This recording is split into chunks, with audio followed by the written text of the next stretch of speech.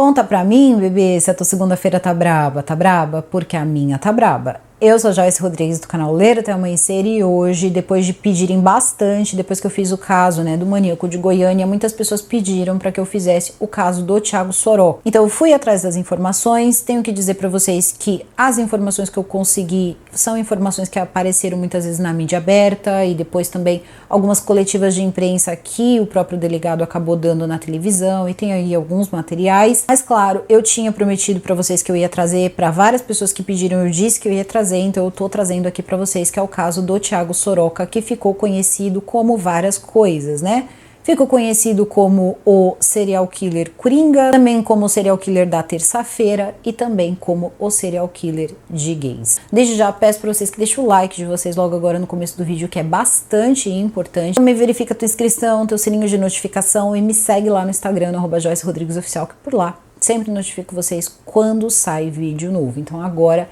eu vou chamar a vinheta e a gente já começa. Então, Penny e Jack, vinheta.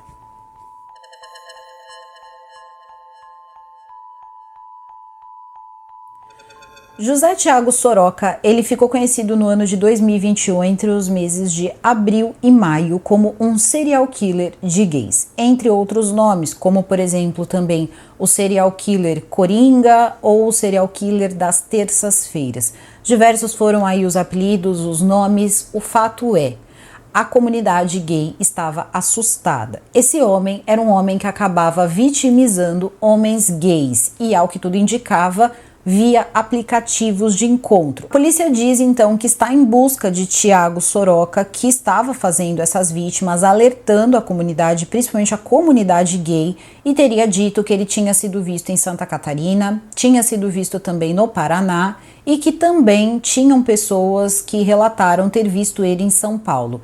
E aí que as coisas começam a ficar bem complicadas, porque nós pegamos aí 3 estados em uma época em que as pessoas utilizavam máscaras, até por questões sanitárias. Então seria um pouco difícil aí pessoas reconhecerem esse homem assim tão facilmente. A polícia, ela trabalha rápido e consegue prender o Thiago Soroca no dia 29 de maio de 2021 em um lugar chamado Capão Raso. Ele estaria morando numa pensão nesse lugar, nesse local chamado Capão Raso, uma pensão onde ele passava o dia inteiro dentro do quarto, então as pessoas que ficavam ali ao redor dizia que tinha pouco mais de um mês que ele estava morando lá e que ele só saía do quarto para tomar banho, onde ele vestia a mesma roupa, então ele estava vestindo a mesma roupa por um mês. Pessoas ali da região, pessoas ao redor ali acabaram percebendo que ele era o Thiago Soroca, fizeram ali algumas denúncias para a polícia, que acabou fechando um perímetro possível e fizeram uma tocaia. Então do dia 28 para o dia 29 foi feita uma campana, então de sexta para sábado,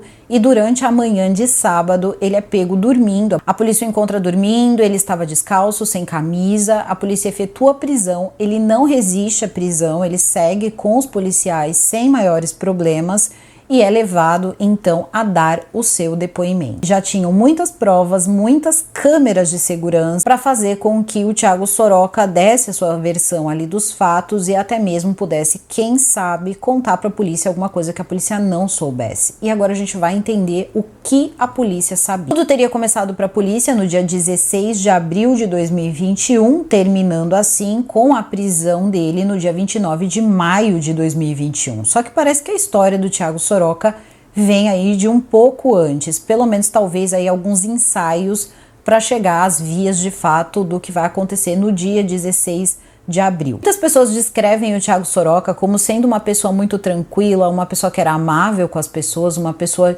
que era de pouca fala, não era uma pessoa de falar muito, mas que sempre era uma pessoa prestativa, uma pessoa muito bacana, assim como, por exemplo, a pessoa que dividia o quarto de pensão com ele. Só que a questão toda é que a vida do Thiago era muito mais ampla do que talvez pudesse caber em 33 anos de existência, porque ele só tinha 33 anos. Thiago Soroca, ele nasce em Palmas, só que depois ele vai se mudar. Ele vai se mudar para Abelardo Luz. Então ele nasce basicamente ali no Paraná e depois ele vai para Santa Catarina, o que vai ajudar também a gente a entender por que ele tinha tanta facilidade de deslocamento, conhecimento de região, tanto em Santa Catarina como também no Paraná. Em 2021, ele se muda para Almirante Tamandaré, onde ele tem um emprego, então ele passa ali a ter um emprego e ele vai ter esse emprego até março, quando ele vai ser demitido, porque o patrão dele vai dizer que ele estava chegando bêbado várias vezes e também é sob efeito de substâncias ilícitas, então ele acaba sendo demitido em março. No dia 30 de abril de 2021, quem vai ser encontrado sem vida vai ser o patrão do Thiago Soroca, que era um homem de 27 anos, gay, e que teria sido encontrado, segundo o que foi relatado na época pela mídia, em condições parecidas com as vítimas de Thiago Soroca. Essas condições nunca foram bem explicadas. O que vão chegar depois à conclusão é que o ex-patrão dele teria sido uma overdose e que nada teve a ver ali com atos do Thiago Soroca. Então, já vamos eliminar esse elemento para depois não ter que incluir isso e fazer um sensacionalismo sem necessidade. Thiago Soroca, ele vai desenvolver relacionamentos, ele vai passar pelo exército, ele conta, pelo menos é o que dá a entender, porque ele em alguns momentos conta que inclusive alguns golpes que ele aprendeu, golpes ali sério, como por exemplo o Mata-Leão, que vai ser uma das marcas registradas dele, ele teria aprendido no exército. Então isso é uma coisa que a gente já pega. Bom, fez parte ali do exército. E como se sabe muito pouco da vida dele, cada detalhe é importante para a gente tentar entender como era a cabeça, a vida desse rapaz. Fruto desse relacionamento com uma moça, ele teria tido seu primeiro filho esse que ele também não era um pai presente. Essa moça, ela morava em uma outra cidade e depois ele também vai ter mais um relacionamento, só que dessa vez um relacionamento duplo. Esse relacionamento, ele vai começar, na verdade, com um enfermeiro e não com uma moça, porque depois ele vai negar veementemente que ele era gay e que ele não tinha tido nenhum relacionamento íntimo com nenhum homem. E aí a gente já vê que não é verdade. Então por isso que eu tô contando essa história para vocês e também isso vai ajudar a polícia. Por isso que também é importante contar. Esse enfermeiro em questão era um homem de 53 anos de idade, então na época que os dois se conheceram por volta ali de 2015 e 2016, eles começam um relacionamento. Nesse relacionamento, esse enfermeiro tem uma vida ali bem tranquila com ele, parece que ele tinha emprego, tinha tudo, até que ele chega para o enfermeiro e diz que ele teria conhecido uma moça e que ele queria ficar com ela.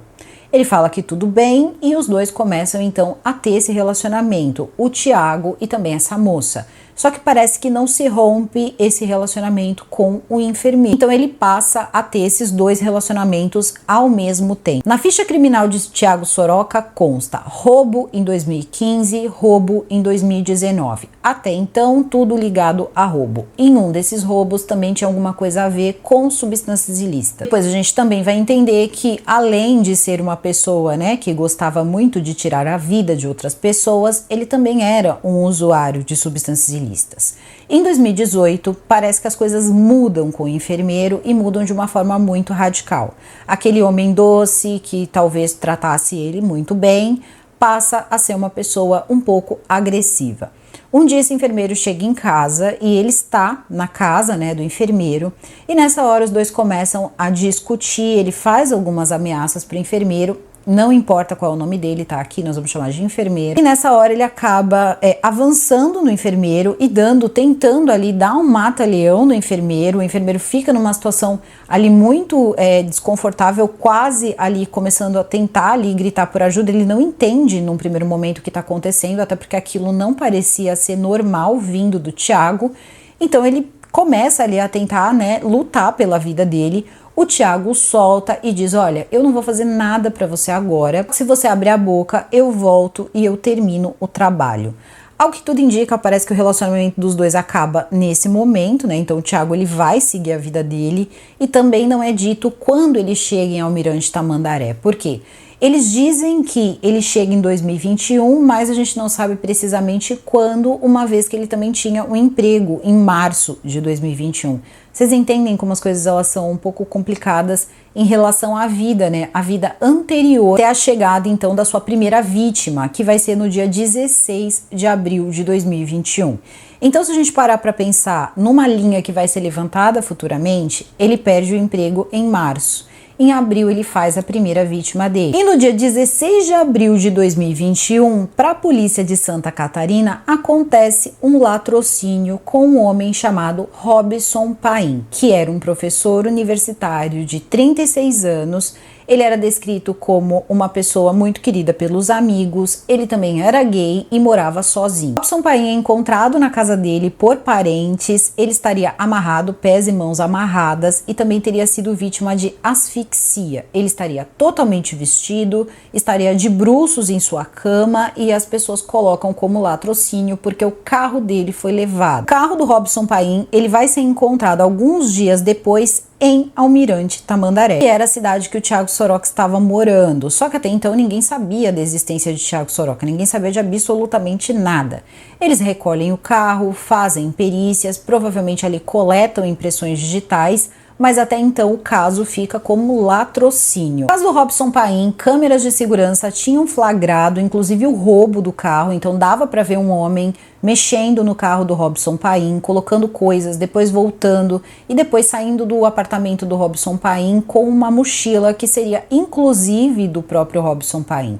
Então existia assim algumas imagens, né, de câmera de segurança, mas era impossível ali ter uma ideia de como era o rosto do Thiago Soroca, porque ele estava utilizando máscaras e não dava para ver. Tinha máscara, ele também estava com um moletom que tinha capuz, então ficou bem difícil mesmo, mas a polícia pelo menos tinha ali alguma imagem. Só que nós estamos falando de Santa Catarina e a próxima vez que algo como isso acontecer vai ser no Paraná. No dia 30 de abril de 2021, David Livísio é encontrado no seu apartamento e, ao que tudo indicava, ele já tinha perdido a sua vida há 3 dias. Pois, segundo laudos, parece que ele teria perdido a sua vida no dia 27, então 3 dias antes, e as pessoas que sentiram a sua falta foram seus colegas de trabalho.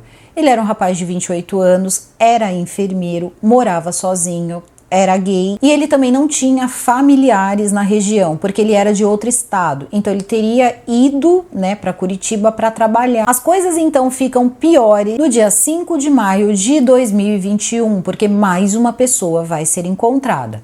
Mesmas condições, tá? Ele vai estar amarrado, vai estar de bruços, vai estar vestido, porta do apartamento trancada. Isso vai ser encontrado no apartamento do Robson Paim, também do David e também agora do Marcos Vinícius Bozana. Marcos Vinícius Bozana foi encontrado rapidamente porque ele tinha ali o costume de falar com os pais todos os dias. Ele estava morando em Curitiba para poder cursar a universidade ali de medicina, ele tinha esse sonho de fazer medicina, de ser médico, ele tinha 25 anos de idade e a mãe tinha consciência de que ele estava em aplicativos de namoro. A mãe parece que em alguns momentos até já tinha dito para ele que isso não era uma coisa bacana, mas ele estava usando a tecnologia, assim como várias e várias pessoas fazem isso todos os dias. Então não é uma questão de aplicativo, de ser ou não aplicativo. As informações, elas foram ali coletadas pela polícia, algumas perícias foram feitas, eles encontram impressões digitais e começam a fazer o cruzamento dessas impressões digitais. É aí que as coisas começam a chegar num outro patamar, eles começam a chegar cada vez mais próximos do José Thiago Soroca. Por quê? A essa altura do campeonato, a polícia ela estava trabalhando com uma linha de investigação que era um pouquinho ali, ainda estava ali, né, quietinha, ninguém sabia muito sobre, mas eles já tinham relacionado os crimes que tinham acontecido em Curitiba com o que tinha acontecido com o Robson Paim em Santa Catarina. Inclusive, o que foi coletado de impressões digitais batia com as impressões digitais de Curitiba. Então eles sabiam que se tratava do mesmo homem. Depois, tendo as informações, principalmente as informações do enfermeiro, as informações depois que vão ser coletadas, inclusive sobre a vida do Thiago, eles vão chegar à conclusão de que sim, é a mesma pessoa. E por isso que ele tinha esse conhecimento tanto em Curitiba como também em Santa Catarina, porque ele tinha morado nos dois lugares. Ele também furtava coisas no apartamento dessas pessoas. Ele furtava alguns objetos que facilmente ele conseguia limpar as informações, o que era o caso ali de alguns computadores e também celulares, e vendia esses objetos. Então sim, existia ganho financeiro, ele acabava vendendo e fazendo em torno ali de 4 a 6 mil reais. O que chama a atenção também da polícia é que isso acontecia uma vez por semana, mais ou menos. Então, eles começaram a colocar o dia da terça-feira como um dia que ele acabava atuando ali quase que certeiramente. A polícia também estava trabalhando com câmeras de segurança e também já tinha mais ou menos uma ideia pelas câmeras de segurança, pela digital e também sabendo o nome, né, o que é muito fácil, eles conseguem também a foto do Thiago Soroca. Só que isso não é revelado logo de cara. Quando chega nessa terceira pessoa, a terceira vítima do Thiago Soroca, a polícia pega então a foto e começa a falar com os porteiros. Olha, você viu esse homem? E as pessoas diziam, não, vi esse homem, só que o nome dele não era Thiago, o nome dele era fulano. Então cada um tinha um nome diferente ali para o Thiago Soroca.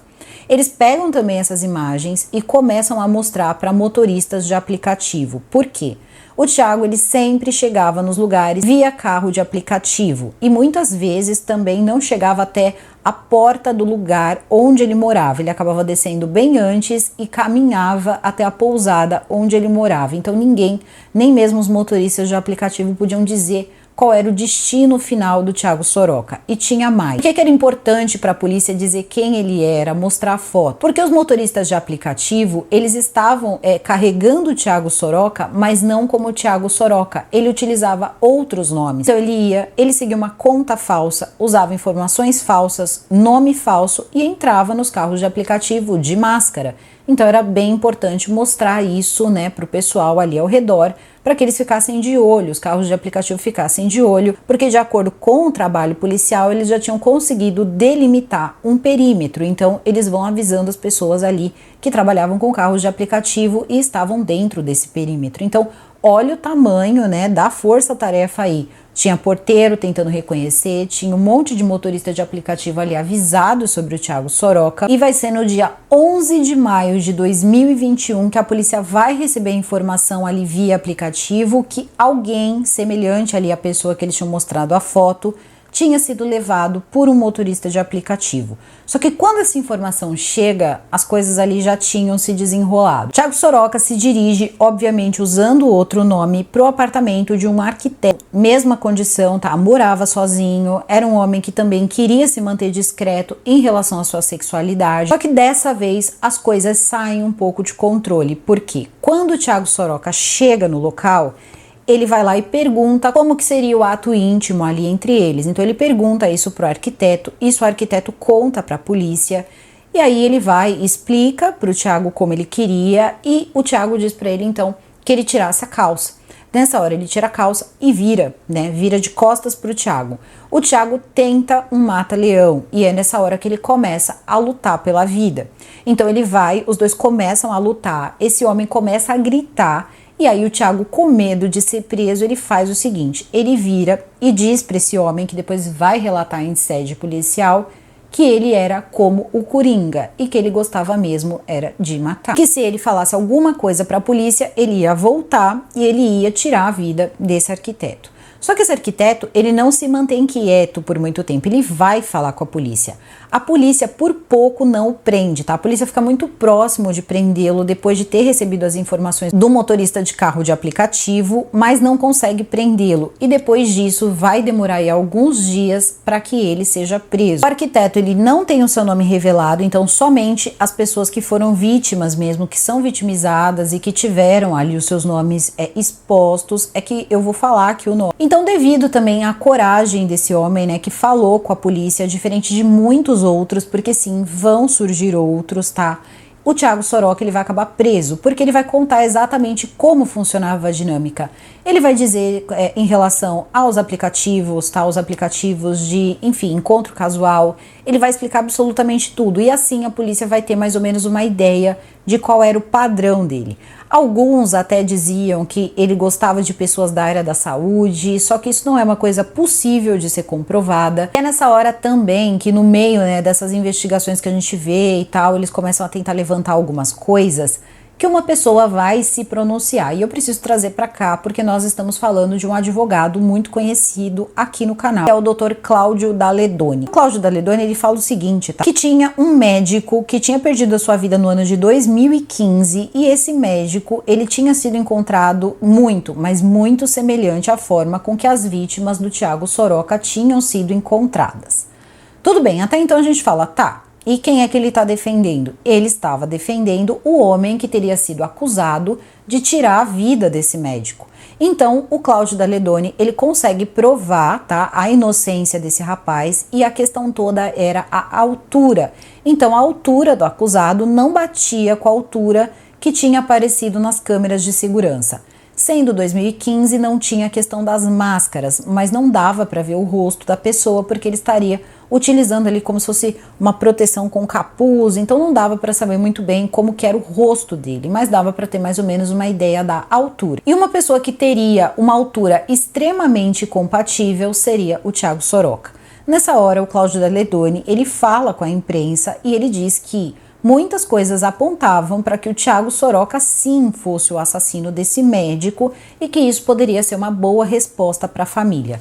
Nesse momento, a família também desse médico, ele começa a reunir, né? Eles começam a reunir muitas coisas em relação ao caso, começa também a acionar o advogado e tudo mais, o assistente, mas mais precisamente o assistente de acusação, para mostrar para a polícia e de repente começar ali uma investigação em relação a esse médico. E muita gente pode estar pensando, tá, mas aí fica muito fácil, né? Porque foi o advogado que tirou o homem que era o acusado, que tá apontando o rapaz. Não é bem assim, tá? O que o Cláudio Daledoni quis dizer era o seguinte: esse homem tinha muito mais semelhança, característica e modus operandi de ter feito alguma coisa do que de repente a pessoa que ele defendeu e que não teria motivo algum de ter tirado a vida desse médico. Parece que esse médico também era gay e tem uma outra coisa, tá? Ele trabalhava no mesmo hospital, ele era médico no hospital onde o enfermeiro que o Thiago Soroca tinha tido um relacionamento. Pelo menos é assim que é contado por essa mídia. Pode ser sensacionalista? Pode, por isso que eu estou dizendo supostamente, tá? Então, supostamente teria sido essa, né, a dinâmica toda contada pelo advogado Cláudio Daledoni. A família se movimentou mais uma vez, então acredito ali que tinham sim algumas semelhanças. Só que respostas em relação a esse caso também não encontrei. Eu fui atrás, mas não consegui encontrar no que acabou essa investigação, se eles chegaram a investigar esse médico, que teria acontecido, o caso teria acontecido em 2015, depois o homem foi a júri popular, o acusado foi a júri, só que ele foi inocentado. Então nessa questão toda também ninguém provou nada. E mais uma vez é até uma ligação interessante, um médico do mesmo hospital que o enfermeiro que ele namorava trabalhava. Então isso é uma coisa pra gente parar e pra gente pensar também. Outras pessoas também começam a surgir, como é o caso de um rapaz que trabalhava em um supermercado e disse que tinha tido ali um encontro com ele, também teria ido pro apartamento dele, né? Ele teria convidado o Thiago Soroca pro apartamento dele. Em algum momento o Thiago parece que se descontrola ali, começa a tentar apertar o pescoço dele, ele não gosta e ele fala as seguintes palavras pro balanço geral, que ele era da favela e que ele sabia muito bem se defender. Ele parte para cima do Thiago Soroca, interrompe aquela situação toda e diz que não quer vê-lo de novo. Se foi a primeira vez, se aconteceu de novo, como foi tudo isso, não tem como saber. Esse homem ele procurou as autoridades, também procurou a mídia, contou isso aí e disse o seguinte, né? Porque a mídia, ela sempre falava: a hora que eles prenderem o Thiago Soroca, as pessoas que foram vítimas do Thiago vão acabar se manifestando.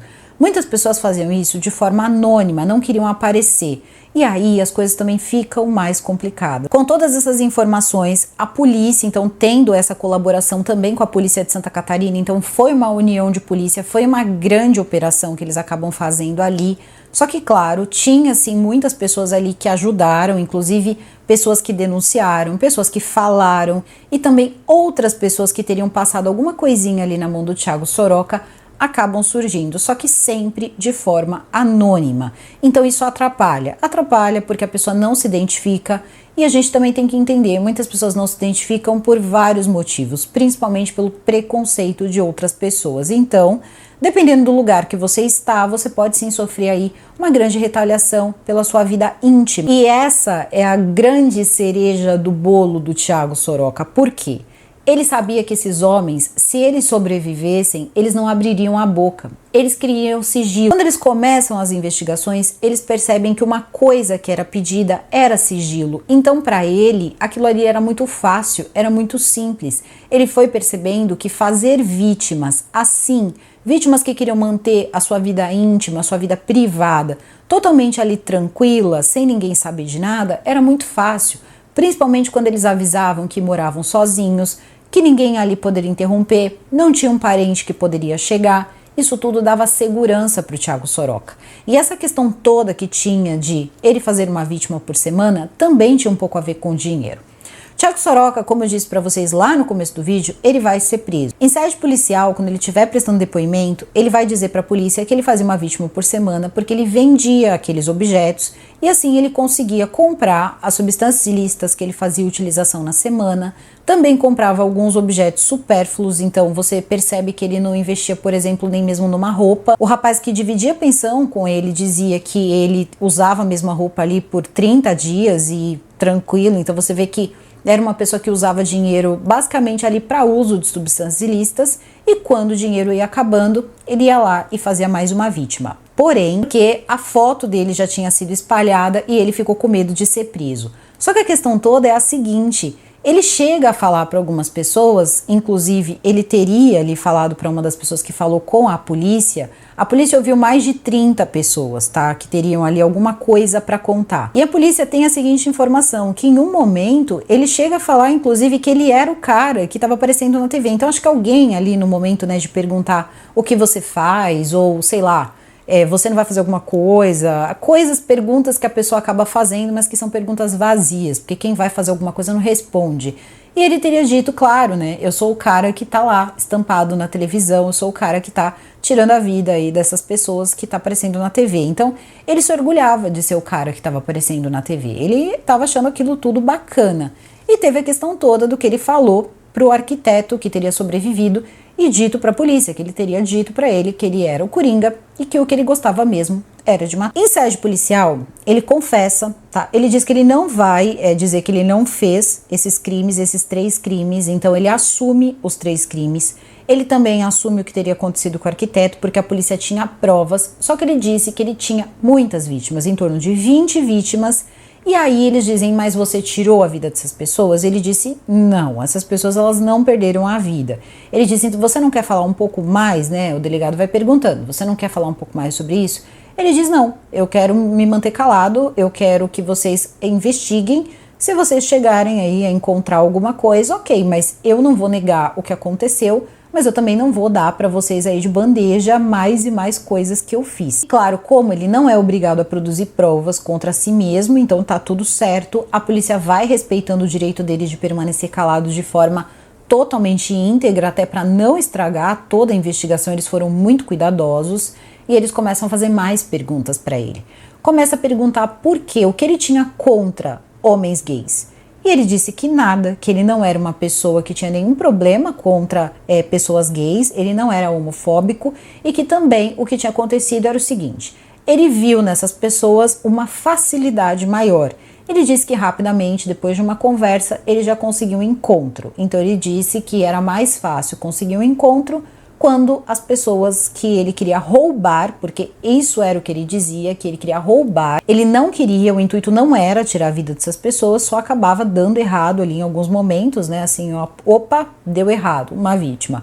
Só que ele diz o seguinte, que era fácil, então era fácil, né, conseguir esses encontros, conseguir estar dentro da casa dessas pessoas para roubar. E o que tinha acontecido, então, perder a vida, seria um efeito colateral do roubo. É perguntado várias vezes se ele também é gay, se ele tinha tido um relacionamento em algum tempo com homens, e ele diz que não, que ele é hétero, ele não tem nada contra, ele não é uma pessoa preconceituosa, é assim que ele fala para a polícia. E aí a polícia diz o seguinte para ele, mas você teve um caso com o enfermeiro, dá os dados, dá o nome, né, entre a polícia e ele, e nessa hora ele se mantém calado e ele não quer falar sobre o assunto. Ele fica visivelmente desconfortável e não fala mais nada. Ele também não tinha nenhum interesse em relação a fazer mal a gays por nenhum motivo em específico, era só por uma questão prática, vamos dizer assim, e isso foi aí um checkmate que a polícia deu nele, mostrando para ele que sim, a polícia sabia do passado dele. Começam também a levantar os outros crimes dele, que teria sido roubo, também tinha a questão da medida protetiva, né, da ex-namorada dele, então tudo isso é falado para ele, e em algum momento aí, inclusive, ele manda uma mensagem para os filhos que sigam, né, ele como exemplo, mas o exemplo do que não ser na vida. Conforme eu vou vendo o depoimento desse homem, é muito visível que ele é muito coerente. Ele é uma pessoa que não é burra, tem alguma noção. Você não vê que é uma pessoa totalmente perdida no que tá falando, não. Ele tem ali o seu grau de instrução. Ele é uma pessoa que sabe, inclusive na delegacia, ele mostra total indiferença com as vítimas, mas ele está preocupado com a defesa. Inclusive, depois, uma defesa vai ser chamada, ele vai ter advogados, parece que a família dele ali vai pedir para que um advogado assista ao caso dele, só que aquilo é um caso basicamente perdido. Afinal de contas, ele é um réu confesso, né? E tudo que ele diz também durante o depoimento dele para o delegado é o seguinte: eu queria roubar. O que acontecia depois teria sido algo que deu errado. Então ele enfatizava muito isso. Inclusive ele disse que não tinha nada planejado em relação aos dias que ele roubava. Era só o dinheiro que acabava e ele precisava cometer de novo ali um delito. E essas pessoas começaram a reagir e por isso ele teve que chegar até onde ele chegou. Não aconteceu nada íntimo entre ele e as vítimas. Só que por algum motivo ele tinha muito medo de ser preso em uma cadeia onde era uma cadeia que tinha um prisioneiro, algum crime de cunho íntimo. Então ele tinha esse medo com ele, mesmo que ele tivesse certeza que ele não tinha feito nada com essas pessoas. Ele era um usuário de substâncias ilícitas, ele usava o dinheiro também dessas pessoas para poder manter o seu vício e tinha sim o histórico de roubar essas pessoas. Então era uma coisa que acontecia assim. E depois dele ter afirmado na delegacia de que ele era um homem que estava escolhendo pessoas para roubar, eu acho que não tem mais nada que a polícia possa fazer a não ser colocar isso sim como se ele estivesse premeditando roubo. Roubo que dá errado, roubo seguido de uma morte configura latrocínio. É feito também um laudo a respeito dele nessa época. Esse laudo mostra o seguinte: bom, ele teria vestido as vítimas porque ele tem questões íntimas com ele, né? Questões de cunho íntimo em relação à sua sexualidade. Então, quando ele afirma para a polícia que ele é hétero, é uma coisa que ele tem na cabeça dele. É um duelo que ele tem em relação à vida dele, em relação à intimidade dele e que quando ele estava com essas vítimas, ele teria vestido essas vítimas para provar que ele não tinha tido nada com elas, que nada íntimo tinha acontecido com elas. Só que ao mesmo tempo eu não entendo, porque eles colocam assim no laudo, que ele colocaria as pessoas ali de bruços para mostrar que ele era o ativo da relação.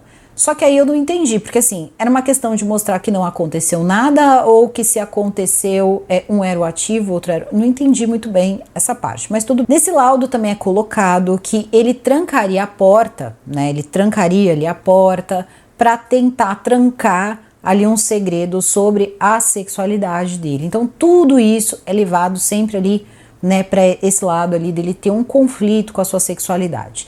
Tudo bem, esse homem ele vai ser preso depois disso, só que ele vai ficar numa prisão, ele vai ser acusado de 3 latrocínios, tá? Ele vai ser acusado de 3 latrocínios e uma tentativa. Como tinha a questão toda de que ele pegava os pertences das vítimas, vendia para fazer dinheiro, passar a semana e tudo mais, coisa que ele confessou na própria delegacia, eles começam a trabalhar então com o latrocínio. Afinal de contas, segundo as palavras do próprio Tiago, ele iria para roubar e não para tirar a vida das vítimas, mesmo que o delegado dissesse, bom, não parece que é apenas isso, mas é o que ele está dizendo, tinha também roubo, os elementos estavam ali, então vai ser latrocínio. É acolhido dessa forma, né? Então é acolhida a denúncia como latrocínio e ele vai passar por um julgamento. E nesse julgamento ele vai ser acusado, só que não vai ser um júri popular, porque latrocínio não vai para júri popular.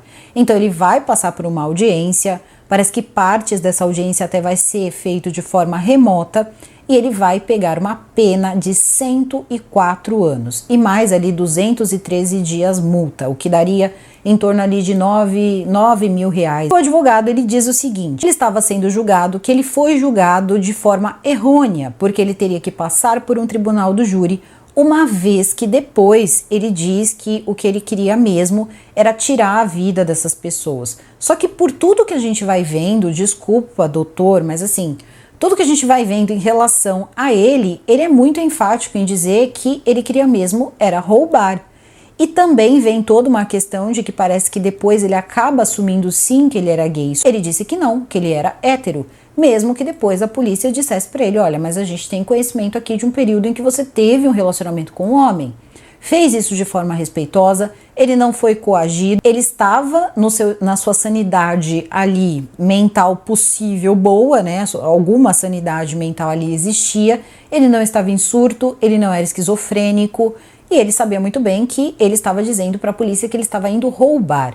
Por que ele disse que ele ia roubar? Se a intenção dele era outra, ninguém sabe. Só que ninguém colocou na boca dele essas palavras, pelo contrário. Quem insistiu nisso foi ele mesmo. Então, eu entendo, é uma pessoa doente que podia estar ali passando pelos seus transtornos, mas ao que tudo indica no laudo e depois também o que é levantado, é que ele é uma pessoa que tem transtornos sociais. Ele é um psicopata, né? A questão toda dele ter sido um SK é porque ele fez vítimas ali, tinha um modus operandi, teoricamente uma assinatura e tal, mas ele é um psicopata. Então, não existe tratamento para psicopata. Um júri popular poderia dar o que para ele? Podia colocar que ele era inimputável? Não é possível, porque já foi provado que ele sabia o que ele estava fazendo. Inclusive, ele já estava lá tentando procurar defesa. Então, quer dizer, ele já estava lidando com o fato, vou ser preso, preciso de advogado. Ele também tinha o cuidado de se locomover, de se deslocar pela região e trocando de chip de celular, Ele vendia os pertences das vítimas com tudo apagado, então se ele pegava um celular, um computador, ele apagava tudo. Ele fazia isso de uma forma, inclusive, muito bem feita, porque as pessoas não descobriam. Ele vendia todo esse material, ele fazia uso do dinheiro e ele explicou para a polícia qual era a dinâmica do uso do dinheiro e qual era o motivo também dele roubar essas pessoas. Ele roubava essas pessoas porque ele disse que era mais fácil para ele, disse que era mais fácil estar dentro da casa deles para praticar o roubo e não outra coisa. Então, para a defesa do Thiago agora, eles querem que ele passe para um júri popular. Porque o que aconteceu em julho de 2022 no julgamento dele? Poucas pessoas ficaram sabendo, foram algumas notas. Então o advogado de defesa nessa hora, ele teve ali o seu papel e tudo, mas é um pouco diferente de um júri popular. Um júri popular é uma coisa que as pessoas têm várias notas, né? Aparece toda hora e tal na mídia, né? Supostamente. E isso não aconteceu com a audiência e deu ali então para ele uma pena de 104 anos. Inclusive, eles tiveram ali até alguma resistência em aceitar que o Robson Paim também teria sido vítima dele. Tinham mais vítimas, ele disse isso com a boca dele, era só a polícia encontrar. E aí fica uma dica, né? Se a questão toda é a questão do tempo que ele vai passar preso, se ele passar por um júri popular, isso pode ficar muito pior em relação à pena.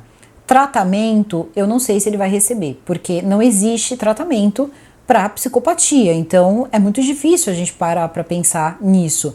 E passar por um júri popular é escrutinar um pouco mais as pessoas que ele vitimizou. Então existe o pedido sim, tá? Inclusive de uma anulação para poder colocar ele no tipo correto, né? No tipo criminal correto. Então ele roubar a vítima seria uma forma de acobertar algo, né? Acobertar o crime. Só que a questão toda é que a polícia não enxerga dessa forma. Com os depoimentos dele, as coisas que ele foi falando ali para a polícia, de fato, o que tudo indicava ali, e ele falou com as próprias palavras, com a boca dele, eu estava indo para roubar. Acreditamos nisso? Não. Provavelmente a polícia também não. Mas ele roubou, não roubou? Ele levou as coisas, ele vendeu, ele usou o dinheiro, ele ficou numa pensão, ele pagava tudo isso, então ele usava o dinheiro das vítimas. E ele fazia as vítimas, então sim, poderia caber sim um latrocínio. Eu acho que o caminho é o mesmo, tanto como responder por homicídio que se segue por roubo, como o contrário, só que eu não sei como é que fica aí. Aí para os advogados aí, se quiserem dar uma ajuda, vocês podem colocar o que poderia modificar aqui, né? Para alguns pode ficar um pouco claro, mas é sempre bom ouvir aí as pessoas que têm um pouco mais aí de sapiência nessa hora de entender qual é esse pulo tão estranho, né? Porque ele pegou 104 anos, ele vai ficar 40 anos preso no máximo e depois ele tá nas ruas. Agora, se ele for a júri popular, a gente não sabe se isso não pode ficar um pouco mais tenso em relação à pena. Até porque dificilmente pessoas não conhecem esse homem, não sabem o que ele fez. E agora eu só queria deixar aí um recado para as pessoas que vivem situações parecidas com a desses rapazes, que de repente não quer que a sua vida íntima vaze, não quer que as coisas aconteçam, e eu tenho que dizer para vocês que você tem que fazer isso quando você estiver pronto. Ninguém pode ser cego ao ponto de pensar que essa é uma atitude tão assim fácil de tomar, em que você não vai sofrer algum tipo de preconceito alguma vez no seu trabalho, na sua vida, com a sua família. Cada um tem um contexto de vida, cada um foi inserido, né, num tipo de vida, muitas vezes um tipo de crença, muitas vezes não importa, tá? A questão toda é que você não precisa passar por uma situação dessa para não gritar para o mundo qual é a sua vida íntima. Você tem o direito de ter a sua vida íntima apenas para você. Já deve ser muito difícil guardar isso só com vocês e eu acho que já deve ser uma barra danada tudo isso. Por algum motivo, são pessoas que ainda não acham que é o momento certo, não estão preparadas para isso, não acham que é o momento, e eu acho que isso deve acontecer, esse lance de eu falar para o outro, eu falar para a família qual é o momento certo de você falar, só quem vai saber é você. Existem pessoas que passam a vida inteira e nunca falam. Só que a questão é, mostre para as outras pessoas, talvez até para alguns amigos que não são assim tão próximos, que você tem pessoas que moram com você, que você tem pessoas que conhecem a sua vida particular, mesmo que isso não seja verdade. Minta se for necessário, porque veja só, qual foi toda a coisa ali em relação ao Thiago Soroca? Eu quero uma coisa anônima, porque eu não quero que ninguém fique sabendo, e eu também não moro com ninguém, eu sou uma pessoa que moro sozinho. Tenha um amigo, pelo menos um amigo ali de confiança, uma pessoa que você confia muito, se você tiver, é muito bom. Que algumas pessoas ainda, infelizmente, olham de forma torta. Isso está diminuindo, isso vai diminuir, a gente tem que ter fé que isso vai diminuir cada vez mais. Mas conte com a ajuda, pelo menos de uma pessoa, para você dividir isso. Não que seja uma coisa legal de se fazer, mas é uma forma de proteção. Se você achar que não, avise um porteiro, avise qualquer coisa, porque veja só, não vai passar despercebido. Tem um homem subindo na sua casa. Você avisa esse porteiro, ó, estou com um amigo, você não precisa usar as palavras se você não quiser, obviamente. Tem pessoas que não tem problema nenhum em falar, então, só que a gente sabe muito bem que não é a realidade de todas as pessoas. Então, avise um porteiro, avise um amigo, avise alguém quando você tiver com uma pessoa que você não sabe direito quem é, que você ainda está conhecendo. Se possível, não leve para sua casa. Seja o porteiro, diga que é um amigo, diga que esse amigo tem um horário para sair. Isso é uma boa dica, tá? Diz pro porteiro, olha, eu estou recebendo um amigo, mas esse meu amigo, ele tem aí uma, sei lá, gente, diz alguma coisa do tipo, ele tem problema com álcool. Então, se ele não sair até tal hora, você pode interfonar? Coisas desse tipo, sabe? Eu acho que é bem importante. Então, dá algum aviso, dá alguma coisa aí até você se sentir preparado. Porque não é certo as pessoas pararem as suas vidas. Não é certo a pessoa parar totalmente de viver a vida, porque pode ter pessoas aí malucas. Tem pessoas malucas em todos os lugares. O que a gente tem que parar para pensar é, de repente, aí procurar algumas coisas que podem diminuir o risco. Tirar o risco não existe. E outra coisa também, mais uma vez, essa coisa toda de ser segredo e você contar para a pessoa que é segredo é uma coisa perigosa. Porque essa pessoa sabe de uma coisa muito, mas muito, muito cara, que é a sua segurança. Ele sabe que pessoas não vão atrás de você. E isso foi também o que deu respaldo para esse cara continuar fazendo essas coisas. Então, é uma situação delicada em todos os momentos. Então, e isso é para todas as sexualidades, não apenas para uma, nem para duas, nem para três, é para todas. Sempre dê a entender que alguém pode chegar, sempre dê a entender que de manhã de repente tem uma funcionária que vai chegar para limpar. Nomes que não foram falados no vídeo, eu peço por favor que não sejam colocados nos comentários, senão eu vou remover. Se você conhece a ex-namorada, mãe dos filhos dele,